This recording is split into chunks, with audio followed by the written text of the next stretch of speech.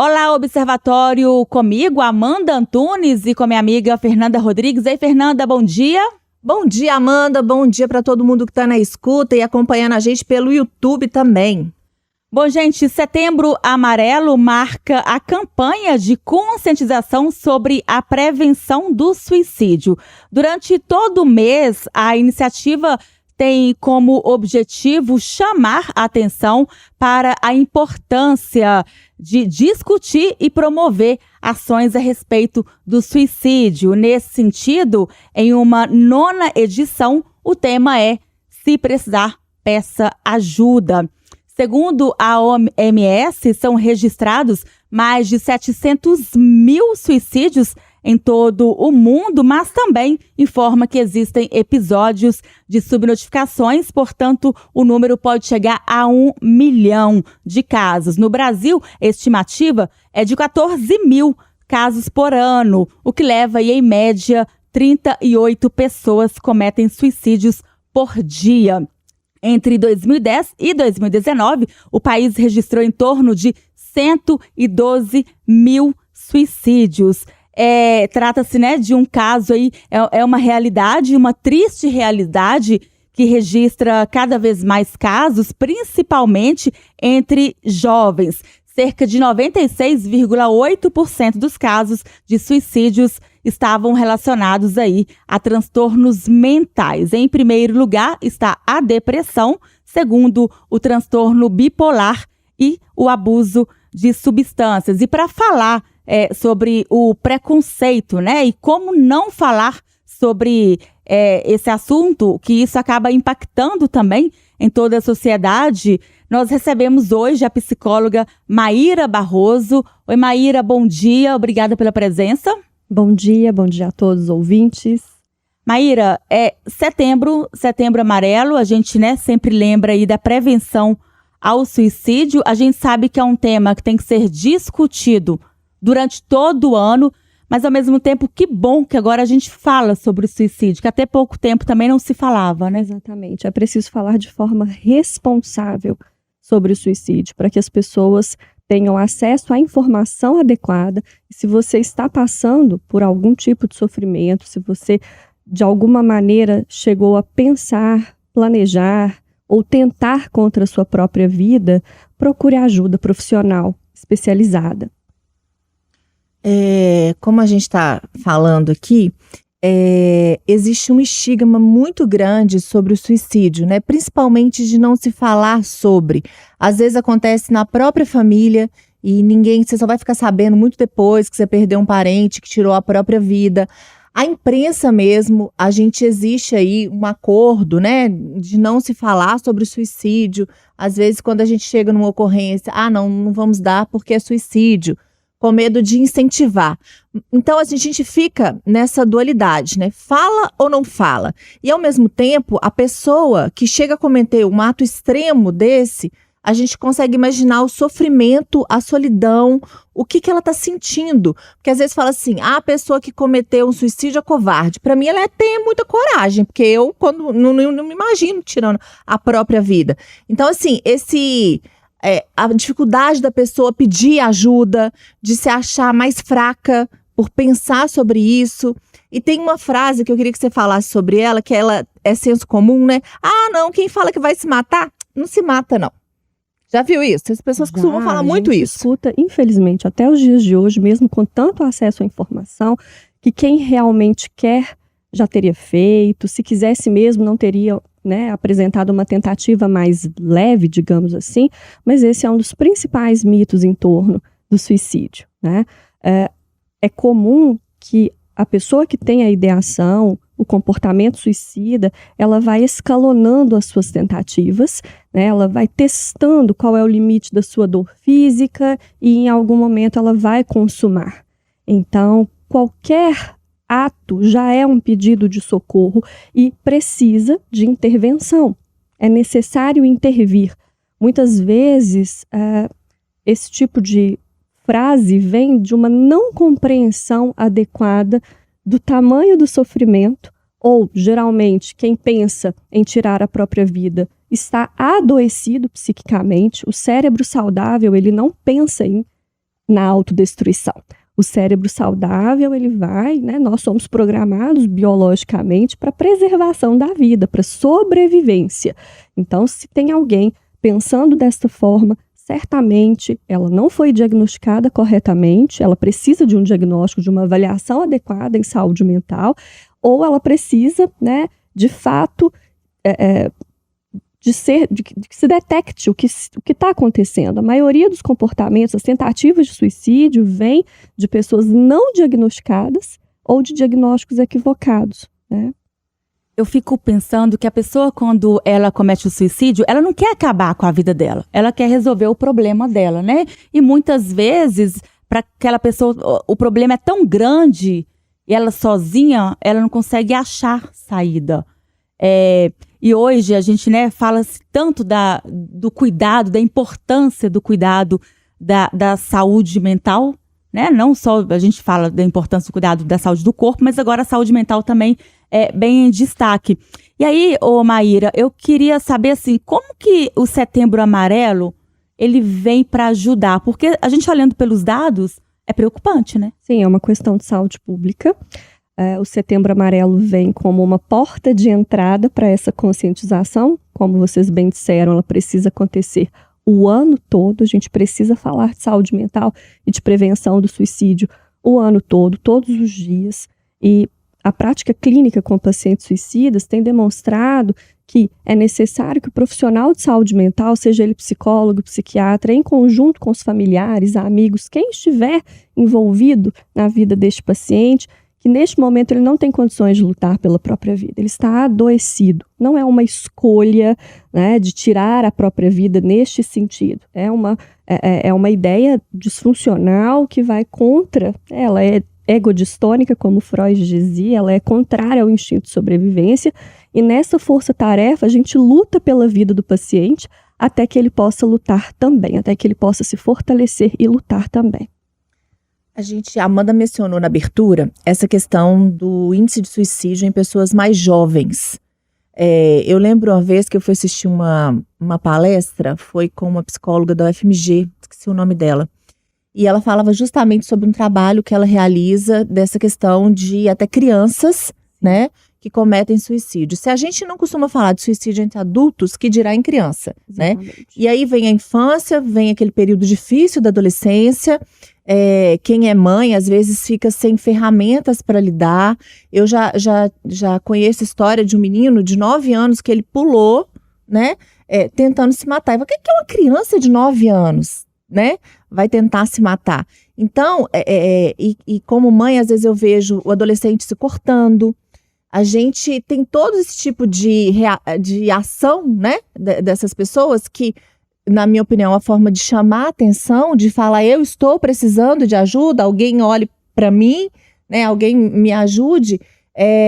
E é isso, assim, acho que a gente tem que entender que não tem idade, né? Exatamente. A sua fala, né, decorre de uma não possibilidade, de um não conceber o adoecimento mental na infância. As crianças adoecem, existem transtornos mentais da infância, da adolescência, psicopatologias da infância e da adolescência. As crianças se deprimem, adolescentes se deprimem, né? Dentre vários outros quadros que precisam ser identificados por um profissional capacitado e tratados. Então, para as famílias que estão nos assistindo, né, é preciso conceber essa dimensão da saúde mental infanto-juvenil. As nossas crianças também, mais do que nunca, em função principalmente da contemporaneidade, do acesso às redes sociais, ao excesso de telas, né, enfim, diversos contextos que, infelizmente, favorecem o adoecimento da criança e do adolescente. Sim, elas chegam a pensar, a tentar, né, o autoextermínio.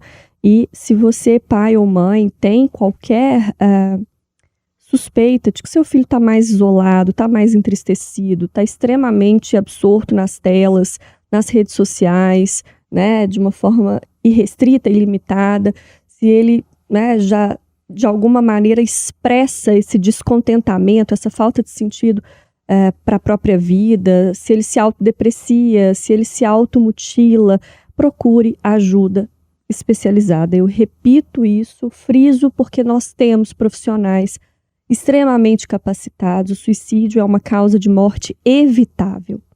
Maíra, eu já ouvi falar, até aqui na redação, da depressão do sorriso. Porque vem cá, eu sou uma pessoa, até que depois da pandemia não, né, Nanda? Acho que eu comecei a me indignar e revoltar. Mas o mundo caindo, eu ia contar uma coisa, eu começava a rir de desespero, sabe? Assim, e aí, às vezes eu tava numa situação terrível, mas tava lá rindo, e enfim. E aí, às vezes, a pessoa fala, não, mas a pessoa tava bem, tava tranquila. E a gente ouve muito isso, né? Ótima colocação. A depressão é um transtorno do humor. E dentro deste quadro, a gente pode ter oscilações entre irritabilidade, não somente a tristeza, mas o paciente ele pode apresentar também irritabilidade e ele pode mascarar socialmente o seu sofrimento, ou ele pode apresentar o que a gente chama de incongruência afetiva, que é diante de uma situação desesperadora, o riso se manifesta em vez do choro, por exemplo, e é um quadro que merece atenção da mesma forma, porque a gente tende a pensar assim, bom, mas se tá rindo é porque tá tudo bem, nem sempre. O bom é que aqui na redação a gente chega e fala, né, rindo ou chorando. A gente faz terapia de grupo aqui na redação. Isso mesmo, né? Sempre fale com alguém, diga, olha, não tô bem. Geralmente as pessoas, elas dão sinais de que algo não vai bem. Mas se você puder falar, que seja com um amigo próximo, com algum familiar, com quem quer que seja, nas redes sociais, se a gente vir alguém, né, que não tá bem, que a gente possa imediatamente ajudar essa pessoa. E aí, gente, eu acho que fica um alerta, ela falou das redes sociais. As redes sociais, elas são ferramentas muito boas, muito importantes, mas a gente também encontra lá coisas muito perigosas.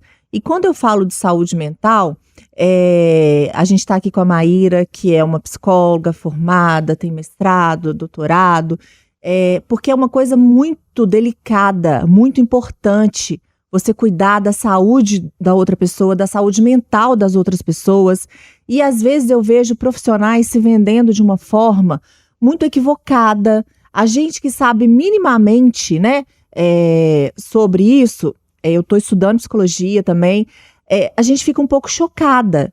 E quando a gente fala de um profissional da área de saúde, primeiro que se você tiver alguém para te indicar, com alguma referência, é o mais aconselhável. Porque como em toda profissão, a gente tem os bons profissionais e os profissionais que não são tão bons, né? A gente tem aquelas pessoas que se intitulam numa formação e na realidade nem tem, né? Assim, a gente fica às vezes pesquisando, nós temos pessoas que às vezes se fala que isso e você vai pesquisar lá no CRP, no CRM, e não é esse profissional. Então tenham esse cuidado, a gente está falando para vocês procurarem ajuda, mas vamos procurar uma ajuda segura, porque a gente está lidando com vida e está lidando com saúde mental, que na minha opinião, todo mundo deveria ter acesso. Infelizmente a gente sabe que às vezes tem um custo, né? A gente sabe que o plano de saúde às vezes limita ali as sessões, não é o ideal, mas já é um caminho, já é um começo. Então assim, às vezes o plano de saúde te dá essa abertura para você ter uma terapia, vai, aproveita. Ou a gente sabe que existem ONGs também oferecem, comunidades, então assim, a gente não está dizendo que não é para procurar, todo mundo tem que procurar. O meu alerta aqui fica justamente porque com o aumento do adoecimento mental, com o aumento também da procura das pessoas por ajuda, graças a Deus, as pessoas quebrando esse estigma, né, do adoecimento mental que existe aí há muitos séculos, começaram a procurar ajuda, mas ter esse cuidado, né, Maíra, porque eu fico muito preocupada. Às vezes eu já vi stories dentro de sessão de terapia, e nada contra nenhum tipo de religião, nenhum tipo de prática, a gente acolhe tudo, é tudo perfeito, mas assim, fazer uma selfie no meio de uma sessão, acho complicado, né? Isso é completamente antiético, isso inclusive é proibido pelo nosso Código de Ética do psicólogo, o Conselho Federal de Psicologia, né, condena essas práticas, não são práticas regulamentadas, então verifique, busque, de fato, desconfie de profissionais que ocultam a sua formação, como você mesma disse, pesquise junto aos órgãos reguladores da profissão, se aquele profissional está inscrito no CRP ou no CRM, caso for um psiquiatra, procure plataformas em que tenham currículos cadastrados, em que você vai ter acesso à formação acadêmica, clínica desse profissional e, obviamente, busque recomendações, né? Acho que a indicação de alguém que já se tratou com aquele profissional, que teve bons resultados, é preciso saber também, né? Eu escuto, mas eu faço acompanhamento e não melhoro. Tem alguma coisa errada. Uhum. Se você está em acompanhamento e você não melhora, seja ele medicamentoso ou psicoterapêutico, busque uma segunda opinião, uma segunda avaliação. O correto é você se tratar e melhorar. E a gente tem, às vezes, né, Maíra, a pessoa que não está se tratando, mas por algum motivo está em surto, tem o CVV, né? Que a pessoa Sim. pode procurar ajuda naquele momento.